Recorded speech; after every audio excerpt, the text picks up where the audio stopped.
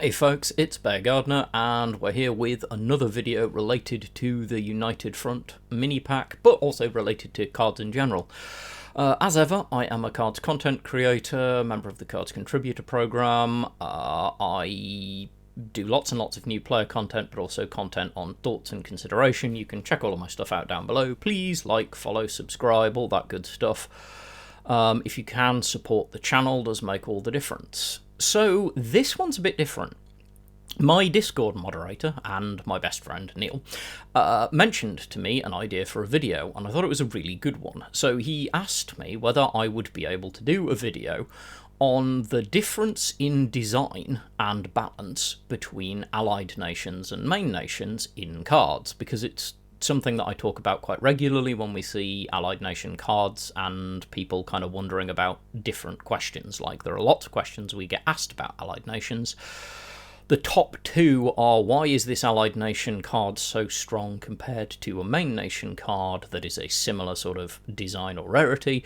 And the second one is, can we have an allied nation as a main nation? And then when I reply that it would require a complete redesign of all of the cards currently out for that allied nation before that was possible, I get asked quite a lot why that would be the case. And the answer is asymmetrical design, which is what this video is going to be about. So, a bit of background. I've been in card gaming and tabletop gaming, including tabletop game and other bits of design, basically all my life. 30 plus years of CCGs and also other tabletop games. I've done TTRPG design, I've done all sorts of other stuff. In other parts of my life I've dealt with lots of things that are related to mathematics and stuff like that. So I have very particular views on the way that things are constructed, and I like taking things apart so I understand them. This by way of giving you some idea why I consider myself at least vaguely qualified to do this video. The second half of this part is that I am currently part of Cards' internal testing team. I was invited to join by 1939 because of my understanding of cards. I think partly on the back of the video I did with JKing7 on the previous meta and card assessments. And some people are of the opinion that I'm quite good at assessing cards. And by some people, I mean some top players, so hey. I'm not going to argue with them, they know what they're talking about, and I am alright with some modesty, but I don't do false modesty. This is something I do kind of understand quite a bit about. Anyway, this all puts me in a position to kind of talk about design in a very specific way. Now, this may or may not be a video that you find interesting, because this is going to get a little bit noodly and talk about very specific things. I'm going to try and keep it relatively short, but I'm going to try and answer the questions broadly and then go through examples of comparative cards to kind of illustrate my point. So, asymmetrical design is key in cards because cards has a very specific deck building limitation, in that your allied nation of your 39 card deck, it is 39, your HQ is not a card, you can't draw it, you can't play it, it doesn't do anything, but of your 39 cards, only 12 of them can be from your allied nation. This is important because that restriction in slot means that you have to consider much more carefully what you'd include.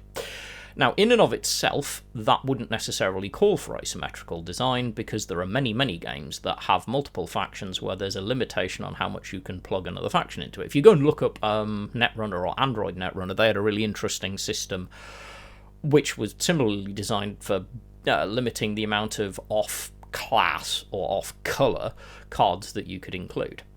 There are other games that have done it, but I actually think Netrunner is a really good example of how it's been done in a very specific mathematical way.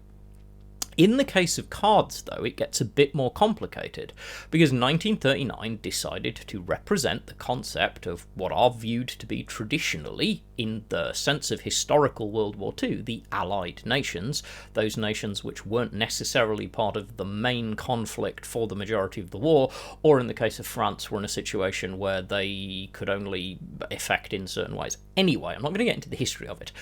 But the logic behind this was that cards has its core main nations, and then it has allied nations. And we currently have 4 allied nations in the game. We have France, we have Italy, we have Finland, and we have Poland. Now, these nations are very different than the main nations because they have two specific restrictions. The first of which is very obvious, which is they can only ever be 12 allied nation cards in a deck. The second restriction is that these allied nations do not have elite cards, because the other deck building restriction when it comes to your allied nation is that you cannot play elite cards of more than one nation in a deck. Only your main nation elites are allowed to be included. Right, so why does this result in the need for asymmetrical design? Well, it's complicated and yet simple at the same time. So what you want from a design perspective when dealing with a concept like this is to make those allied nations that are fundamentally restricted appealing enough that people would consider including them over just using a second main nation. Now, in the case of cards, that has been kind of up and down for a while. It's not been that consistent. Allied nations occasionally get popularity, but a lot of the time, top meta decks are actually running main nation, allied main nation, because of the card pool. Now, what's beginning to change, particularly with United Front, is we're starting to see some really interesting pushes to try and drive stronger synergies and archetypes in those allied nations. Now, in and of itself, that wouldn't necessarily change anything, but the second part of this formula is the other way to make allied nations appealing. As I say, the first way is to make those allied nations very synergistic with particular types of deck. Historically, probably the best example would actually be going to look at France and Resistance, which was a mechanic that then got removed after a finals, and there's a whole thing about that, but that was a very strong theme, which made France a very popular ally for that effect. Mill kind of does the same thing, but is less heavily played. Finland countermeasures, another example of this, when it landed. However, less so at the minute. The second half of this formula is asymmetrical design. The idea that main nation and allied nation cards don't obey the same balance rules. Now, this may sound really, really strange, and on the top of it, like, problematic, because why would you allow one type of nation to have stronger cards than others? And when you look at them, and we'll go and look at some examples in a bit, you'll see many allied nation cards actually are stronger. The reason for this is that you can only run 12 of them, and you can't have elites. And if you just made them a more limited pool of cards that were of a similar balance and synergy to main nation cards, they would be less appealing. What you want from an allied nation is to make them just good enough that they might pip out a main nation in an allied form. Now, I'm not going to get into United Front specifically, because that's not the purpose of this video, but what I'm trying to explain is the concept of the asymmetrical design, because this is one of the things that, as I say, comes up regularly, the question of why is it that allied nation cards seem stronger? Well, the short answer is because they actually are, slightly, but they are. Just by nature, most allied nation cards are a little bit stronger. In the case of allied nation special cards, they're actually quite a lot stronger in some cases. The second part is, why then can't allied nations just become a main nation? Well, because of the first part. If you just took the balance of the current strength of allied nation cards and made them available for a full however many slots in your main deck, suddenly it would become just an allied nation as a main nation meta. So that's one of the reasons you won't see them pivoted over, in my experience. Now, to be clear, I do not have access to 1939's internal design system. So I can guarantee you that somewhere within 1939 and within any good CCG, there is a matrix which talks about the general UOV, or unit of value, of cards. It's a method by which we assess the value of a card, and we try and give each kind of balanced stat and keyword and rarity enough of a mathematical formula that we can pretty easily estimate what a card's going to be good or bad at, and whether it sits with the current balance. Now, but I don't have access to that, and I haven't I've had a couple of looks at it, but I haven't got the time to break it down completely, because actually Cards is very complicated because of the number of keywords and the difference between support line and the front line and the interplay of allied and normal nations. This is me talking from my best experience, not me talking from pure mathematics, which is unusual for me. I'm normally a big fan of being able to talk from pure mathematics, but that would take an enormous amount of time that I don't have. So what does this actually mean from what we can expect from United Front and other allied nations? Well, generally speaking, it means we can expect those cards to be designed to be more impactful individually. Before I start talking about the ins and outs of this and all of that, probably the best thing to do is to actually go and look at examples. So we're going to try and look at one example of comparative cards from each rarity, and I'm going to kind of talk you through the difference between them and sort of why I think that's the case. Hopefully illustrating that there is a balanced difference, but it's not necessarily as huge as people think it is. You'll have to forgive the fact that, one, I had to dig these cards out on short notice, and two, it's an imperfect world because there aren't perfect parallels. Anyway, let's hop over and take a look at the first card, which will be a standard card. Right, so for a standard card comparison, I have chosen to go with an order. In front of you, you can see two orders. Stretch the Line, which is a Poland order, and Sea Embargo, which is a Britain order. So we have an allied nation and a main nation.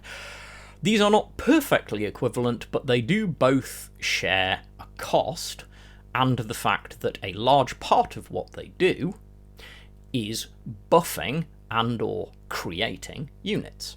So let's start with Sea Embargo, which is a British card. It has recently been nerfed, but it does see play and it is quite good. So Sea Embargo's 2 cost, and it says give a target unit +1/+1. If it's an air unit, develop a British air unit with 2 or less attack. By develop, they mean you will see 3 of the available cards from the pool of British air units with 2 or less cost, and you may select 1 to add to your hand, which you can then play if you have the credits. Cool, so we see the base value here. This is going to give +1/+1 to an air unit ideally, and then later on we can spend the credits to get an air unit. Right, Stretch the Line. The Poland order says add a Legions. Legions is a 2/2 guard with it buffs based on intel. It'll probably appear down here. To your support line, then intel equal to friendly legions. So the difference between these 2 cards is that this is summoning a unit and buffing it, if you have legions on the board already, at the same time for the same rarity. Now, that's quite substantial in difference because you're not having to pay for the second unit. Now, this is a relatively subtle difference, and that's intentional that I'm pulling a subtle difference because some of the differences are subtle. This is a subtle value and or tempo difference that is relevant to assessing the 2 cards. Legions has been a played archetype in the past with various main nations because you can get really good value if you can then use intel to buff your Legions units, and Stretch the Line gives you both Legions and also intel equal to the number of friendly legions, so it snowballs, whereas Sea Embargo gives a static buff and allows you to play a unit later that you have to pay the cost for. So we can see a disparity, not a massive one, but one in which mechanically, purely mathematically, the Polish order is stronger. Right, fairly simple so far. Let's bounce on to a limited card. Right, to limited cards. I have chosen the 51 or 51st Regiment from France for this because I wanted to go a little bit more complicated, and you will notice that we have 2 comparison cards on screen, and the reason why will become apparent very quickly. So, the 51st Regiment is a 3-cost infantry. It's 1 operation cost, and its base stats are 2 and 3. It gives you a choice on deployment. You can choose to either give it +3 attack and blitz, or +3 defense and guard. So first of all, this card has versatility, which is a thing with comparison. I want to compare it to two similarly costed cards, so I've pulled a US card and a British card, one of which is a guard, one of which is a Blitz infantry for comparison. So, the 51st as a guard is a 2/6 guard, 3 cost, 1 op cost. By comparison, the British Coldstream guard gives you a 1/4 guard. Now, granted, it also gives you naval support, which lets you change the attack of a unit to match its defense, appearing down there, in your hand, so it does generate you another card, but on value, a 2/6 guard for 3 is very strong. Okay, so let's look at the other half of it. If we choose the Blitz option, which would obviously be a turn 4 play rather than a turn 3 play, we would get a 5/3 Blitz unit. By comparison, an equally valid turn 4 play, the 1st Marines, which has seen something of a comeback occasionally in anyone who's trying to play frontline lately, and might see more of a comeback later if we get more mid-range, but in the past has been a good mid-range card, as a limited card, is a 3/4 with Blitz. Now, it does have more defense, which can be helpful, but it doesn't have the same pure trade value because you can't use it to remove such a big unit. And critically, while it does give smokescreen to your HQ and your next turn, it's kind of, that's always been a kind of in and out kind of value on 1st Marines as to how useful that is. It's occasionally good, but it's very situational. So again, what we're seeing is this is a stronger card. This card has more versatility, and when used in its specific ways, is what I would call above rate. That is to say, slightly above the UOV, or unit of value, of a similar card from a main nation. Now, in the case of the 51, this is very much about comparison to other mid-range tools, because this is mostly what this is. It's not really an aggro tool, it's a little too expensive, and it's not really an out-and-out defense tool, it's a little bit too light as a guard, although frankly 2/6 isn't half bad.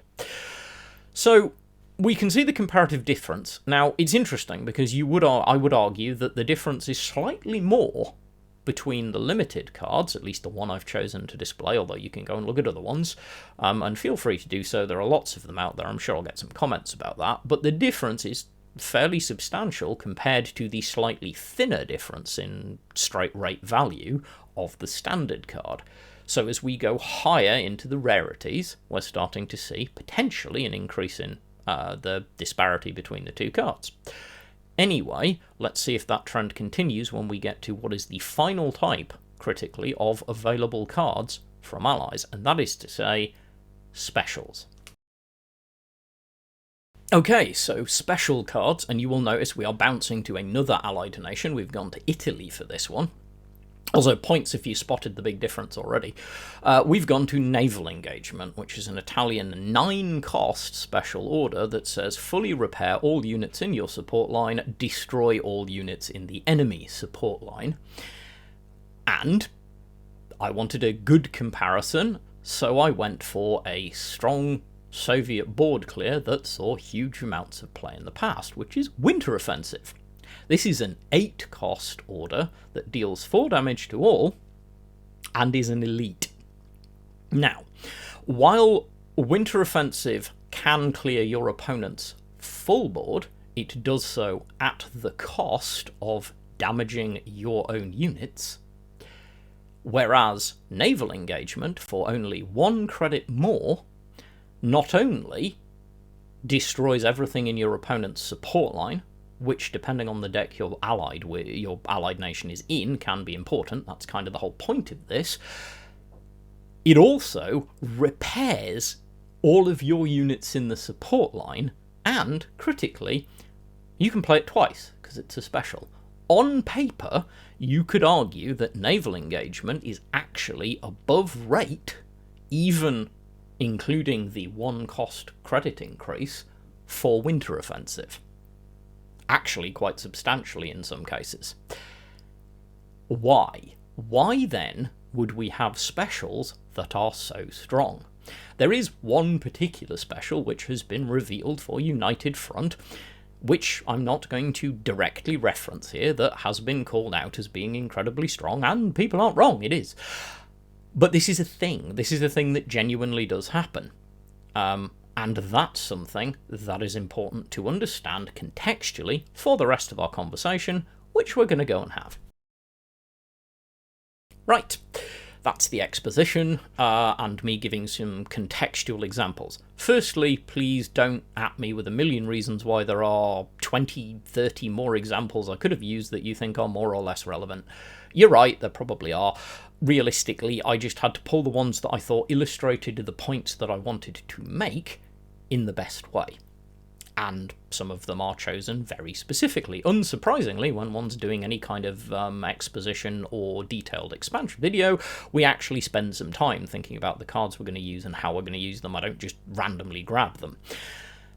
But so what we've landed at is the big question, is we can see not only is there a disparity, which we've already talked about, to strengthen allied nations with regards to their comparison to other nations, that disparity actually increases as we go up in rarity, at least in some cases. Now, if you go and look, you'll find that this is a trend, and it's becoming more of a trend as we see more cards coming out. Why, in United Front, are we starting to see potentially even stronger and previous to United Front? The 51st Regiment, which was one of the examples I used, was dropped like a couple of balances ago. It was dropped for covert operations, and we saw some interesting responses to some of the allies that were dropped for that and for Blood and Iron. Why is that a thing? So why are we seeing this strengthening? And the answer, of course, is that 1939 want to see more allied nations played. I would imagine their internal numbers are telling them that not a lot of ally is being filled, or a lot of ally slot index is being filled by allied nations, and the reason for that will be that allied nations aren't appealing enough. Now, there are two ways, as I was discussing earlier, to make that more of a case. The first one is sheer power, but you have to be careful with it. The fact that you're restricted to only 12 cards means you can, and 1939 are and should, using that logic to make sure that several of the allied nation cards in general are just stronger than a main nation card.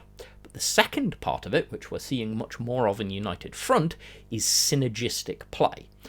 The idea that allied nations function towards specific archetypes. The classic example, of course, that's being talked about at the moment as we see the releases for United Front, is that Italy is incredibly supportive of air. As an ally for air, Italy is getting tools which connect with some of its already existing cards to make it an incredibly appealing ally for a core deck archetype, which has not been terrible but has recently struggled, at least to be top meta. And it has struggled, trust me. I am generally accepted to be a pretty good air player. I play a lot of Brit Air in various allied formats, and this Italian push is interesting for air because it gives it a different dimension. The second one that I will give as an example is the fact that we've seen people playing around more and more with the potential for a discard type archetype, and we're seeing some Finland cards that are leaning into that too. Also interesting. We've also seen the odd smattering of control tools. In the case of France, we are also seeing more mid-range tools that go along with, and value tools that go very strongly along with the 51st Regiment to make France a much more appealing ally in a more generic value deck than the 3-op deck, which is probably the primary choice for a France. Of France ally right now, the two primary played choices are either 3-op, although it's not that heavily played because you actually have to be quite good on it, and it still needs a couple of tools for finishers in my opinion, but it is a good deck. I have a very good win rate on 3-op, and it is fun to play. The second, of course, is Mill, which actually still has a very good win rate if you're good on it, and a terrible win rate if you're not. But it's nice to see France leaning another way with a cohesive push. There's also Poland is getting some very good value units too, which also lean towards more value control. Again, all of this leans in the direction of showing that we're trying to create cohesion and appeal in allied nations, and of course that's the whole purpose of asymmetric design, to create a reason why you would want to play these cards over just doubling up on main nations with, say, in the case of the France value tools, the classic mid-range deck in the past has been US, Germany frontline. I would argue that at the moment there are enough really quite interesting French tools that if a frontline/mid-range deck is going to start coming forward, it has as much likelihood to be US-France or Germany-France as it does to be US-Germany or German-US or German-Japan value, which have been the big mid-range ones in the past. And that's good. In the same way, Air is likely to see more use of Italy as an ally. This is positive, because what we're seeing is allied nations pressed. Now, there is a final part to this, because I am, as I've said before, the new player advocate in this game. It's important to make sure that we don't make allied nations and the minor nation allies so appealing that they're just straight the best, period, and there's no way to play a similar deck with a main nation ally to a reasonable level. And the reason for that is new players, because currently the way that card acquisition works through packs, allied cards are much harder to come by. Now, I don't necessarily expect that to remain the case for any length of time. Now, I have no internal information. I promise you I don't. Granted, if I did, I couldn't tell you, but I don't. I just have my own assessment of what we've seen. We saw, briefly, an experiment with some allied nation packs coming into the shop, and I hope we will actually see, long-term, some form of allied nation pack available by default in the shop. Notably, it will be more expensive than the standard and latest expansion core and officer packs, because the value is likely to be higher, because, as we've just illustrated, allied nation cards are stronger, but I don't think it would be a lot more expensive, and I think it would be really good to see it in the shop. And yes, 1939, no, this is my opinion. I am lucky enough to talk to people, and I would like to see that push, especially now that we're seeing allies pushed harder. Anyway, that's the final part of the puzzle. I hope that this has been interesting, instructive, I don't know, relaxing to listen to, something positive for you, because that's kind of the thing I want. If you enjoy this kind of video where I'm going into much more detail about design and this kind of conversation, and you'd like to see me do more videos like this, or you would like to see me do some live stream AMAs where you can come on and ask me about design in cards or in other things, frankly, please let me know, join my Discord, reach out to me, comment down below, do all of those things. I love engaging with you guys. I love this community. I believe this game still has a lot of strong potential, and I'm looking forward to seeing where we go as we go forward. As ever, please, if you can support the channel, do. It is an unfortunate necessity of my life as a disabled content creator that I need to recoup money for the making of this content, because this is basically the way that I try and make my living. And currently I don't, but the aim is to grow that to the point whereby I can augment the amount of money that I have made available to me by state support in the country in which I live, which of course is the UK, if you haven't guessed already. But anywho, you can do that via all the links down below. Regardless, I'm still going to be around, I'm still going to be making content, and I still want to talk to you. As ever, stay well, be good human beings, and I'll catch you next time.